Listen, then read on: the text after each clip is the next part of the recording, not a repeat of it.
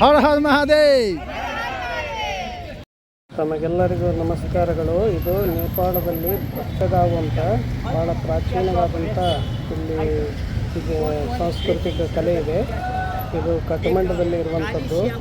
ಇಲ್ಲಿ ಮಂತ್ರತಂತ್ರ ವಿದ್ಯೆಗಳು, ಸಿದ್ಧಿಗಳು ಮತ್ತು ಪ್ರಾಚೀನ ನೇಪಾಳದ ಹಿಂದೂ ಕಲೆಗಳು ಇಲ್ಲಿವೆ. ಇಂಥವು 4 ಅಲ್ಲಿವೆ. ಇವುಗಳನ್ನು ನೋಡಲಿಕ್ಕೆ ಬರ್ತಾ ಇದ್ದಾರೆ ಜನ.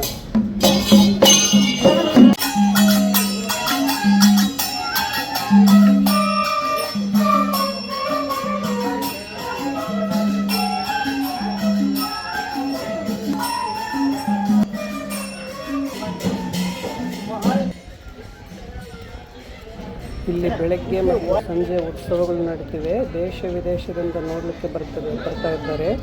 ಆದರೆ ವಿದೇಶಿಯರಿಗೆ ಒಳಗಡೆ ನೋಡಲಿಕ್ಕೆ ಬಿಡಲ್ಲ. ದೇಶೀಯರು ಮಾತ್ರ ಎಲ್ಲ ನೋಡ್ಬೋದು. ಭಾಳ ಅದ್ಭುತವಾದ ವೈಭವ ಕಲೆ ಸಂಸ್ಕೃತಿಗಳ ತವರಾಗಿದೆ. ನೇಪಾಳದ ಪ್ರಾಚೀನ ಕಲೆಗಳಲ್ಲಿ ಹಿಂದೂ ದೇವಿ ದೇವತೆಗಳು ಕೂಡ ಇಲ್ಲಿ ಇದ್ದಾರೆ. ಭಾಳ ಸುಂದರವಾಗಿದೆ.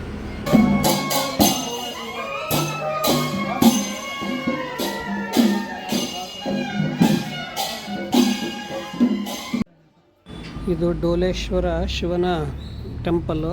ಬಹಳ ಪ್ರಸಿದ್ಧವಾಗಿದೆ. ಭಾಳ ಎತ್ತರವಾದಂಥ ಪರ್ವತದ ಮೇಲಿದೆ. ಸುತ್ತಮುತ್ತ ಅನೇಕ ಶಿವಲಿಂಗಗಳು, ಪ್ರಕೃತಿ ವೈಭವ ಇಲ್ಲಿದೆ.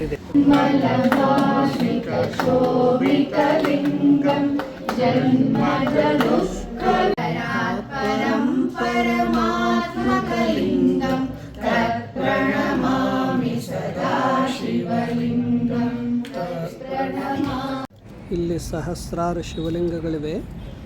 ಡೋಲೇಶ್ವರ ಮಹಾದೇವನ ಮಂದಿರ ಎತ್ತರವಾದ ಗುಡ್ಡದ ಮೇಲೆ, ಪರ್ವತದ ಮೇಲಿದೆ. ಸುತ್ತಮುತ್ತೆಲ್ಲ ಹಸಿರಿನ ಸಮೃದ್ಧಿಯಿಂದ ತುಂಬಿಕೊಂಡಿದೆ. ಎಲ್ಲ ಶಿವಲಿಂಗದ ದರ್ಶನವನ್ನು ಜನ ಇಲ್ಲಿ ಮಾಡ್ತಾ ಇದ್ದಾರೆ. ಓಂ ನಮಃ ಶಿವಾಯ.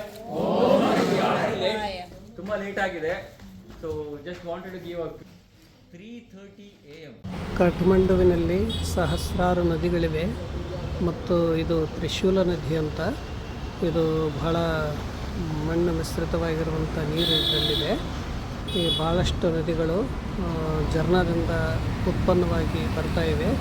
ಇದನ್ನು ನೋಡುವುದೇ ಒಂದು ಆನಂದ ಹಬ್ಬ. ಇದು ಚಂದ್ರಗಿರಿ ಅಂತ ಭಾಳ ಎತ್ತರವಾದ ಮೇಲೆ ಭೂಮಿಯಿಂದ 1000 ಮೀಟರ್ ಎತ್ತರವಾಗಿ ಇರುವಂಥದ್ದು. ಇಲ್ಲಿ ಕೇಬಲ್ ಕಾರ್ದಲ್ಲಿ ನಾವು ಹೋಗುವಂಥದ್ದು ಚಂದ್ರಗಿರಿ.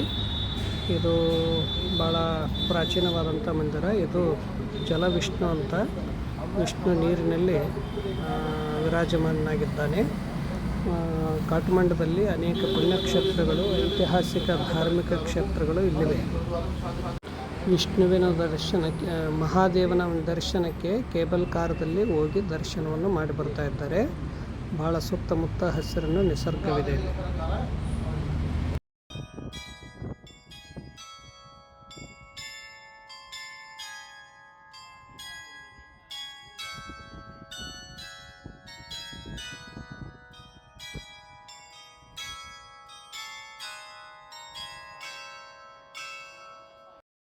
ನೇಪಾಳದಲ್ಲಿ ಡೋಲೇಶ್ವರ ಮಂದಿರ, ಚಂದ್ರಗಿರಿ, ಶಕ್ತಿಪೀಠ, ಪಶುಪತಿನಾಥ, ಸ್ವಯಂಭೂ, ಹೀಗೆ ಅನೇಕ ಪ್ರಾಚೀನ ಮಂದಿರಗಳಿವೆ. ನೋಡುವುದು ಒಂದು ವೈಭವ. ತಮಗೆಲ್ಲರಿಗೂ ಪ್ರಣಾಮಗಳು. ಓಂ ಶಾಂತಿ ಶಾಂತಿ ಶಾಂತಿ.